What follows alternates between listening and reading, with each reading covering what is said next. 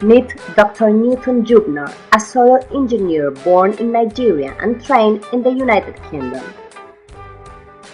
I'd like to thank you for having me on your program. Here, these last years, we have been affected by big storms and very hot seasons and dry seasons.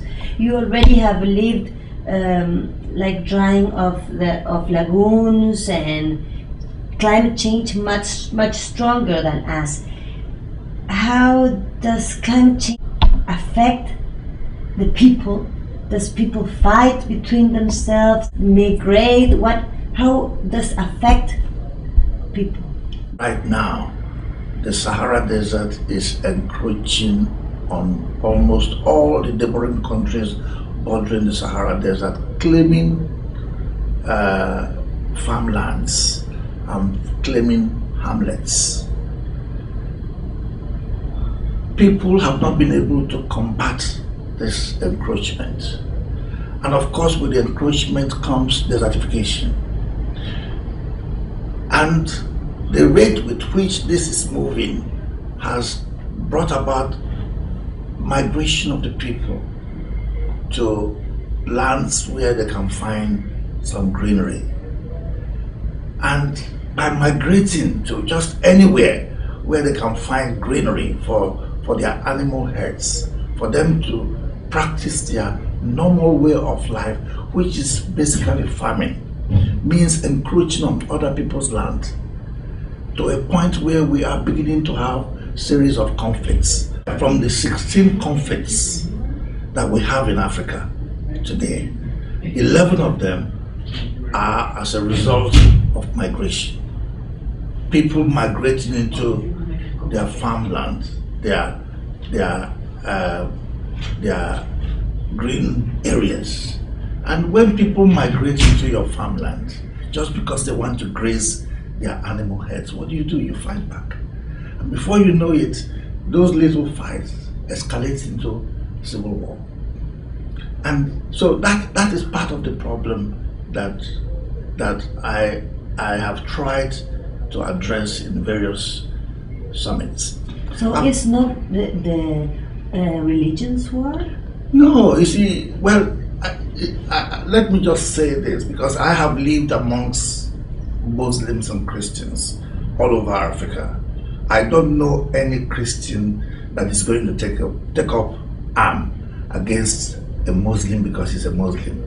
And I don't know any Muslim. I have not come across any Muslim that will take up arms against a Christian because he's a Christian. No. All this whole thing centers around poverty and economy. It's a little bit of politics in it, there's no doubt. Everybody have thought that it's a religion problem.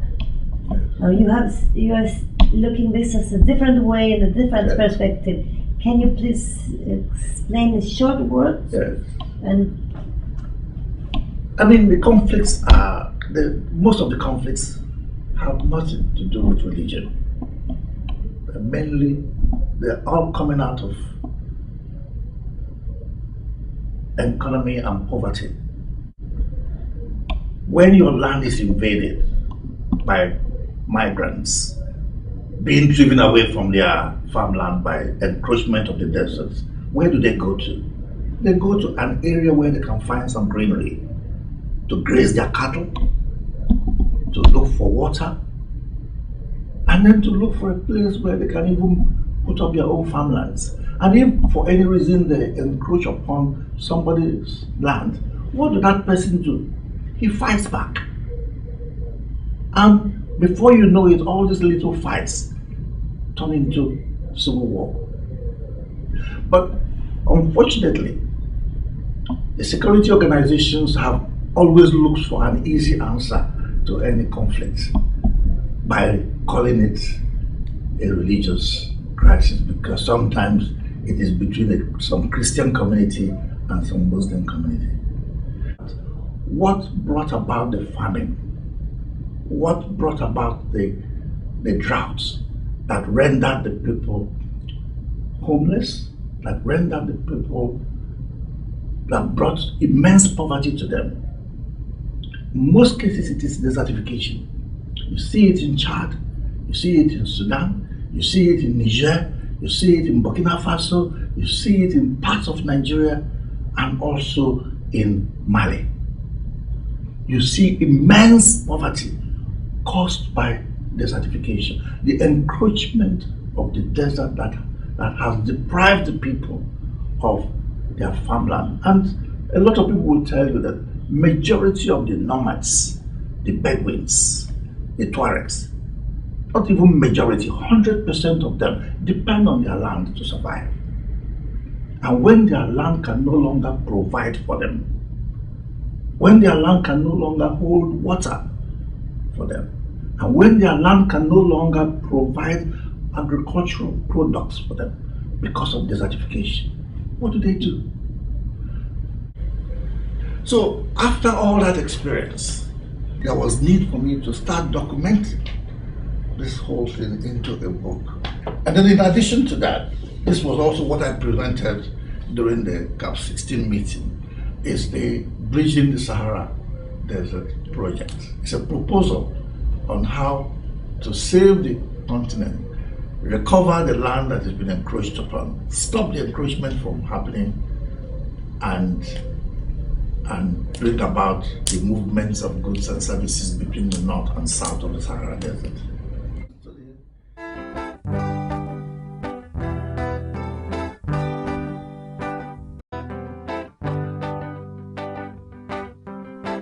Some things we feel, we're thinking, now who go tell us about that?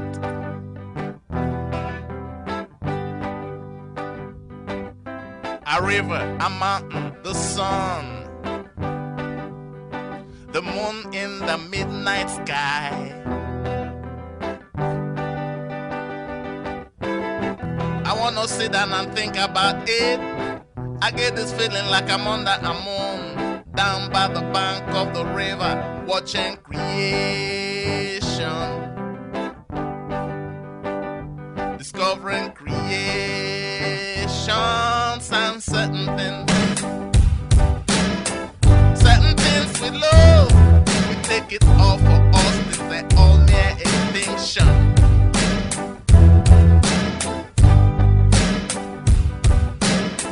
Some things we make, the greatest things in the world that cause extinction.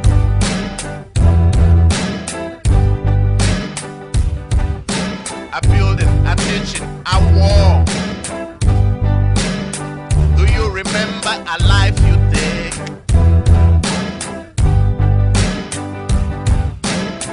The earth is for life and life's for the earth. Don't follow giant just to get a dust.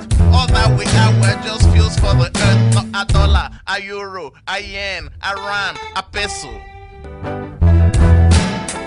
Oh, certain things, they put us in a bad position.